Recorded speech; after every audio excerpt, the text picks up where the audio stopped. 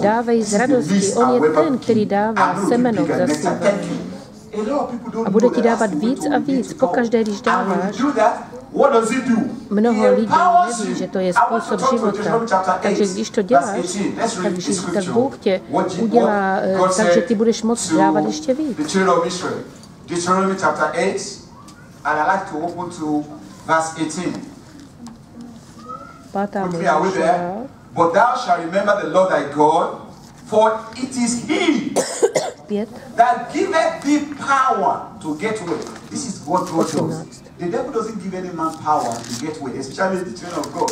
He knows that if he does, he is going to use it for kingdom business. So he doesn't empower you. So it is God that empowers his children to get wealth. Say amen, somebody.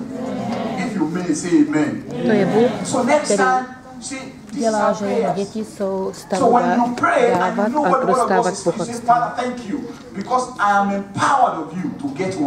Když se modlíš, tak můžeš říkat, Pane, já ti děkuju, tatínku, já ti děkuju, že jsi mě uspůsobil, že já můžu dostat bohatství. On ví, kde je profit. On ví, kde můžeš dostat tu nejlepší práci ve městě, kde můžeš dostat nejlepší vztahy.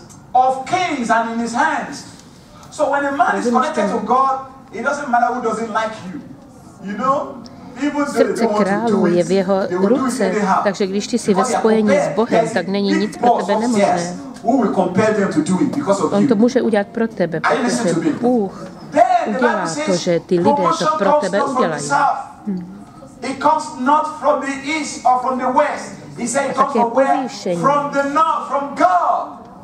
So real promotion comes from God. So if you are looking at promotion, takže i povýšení přichází od Boha. Takže když zasíláš za povýšení,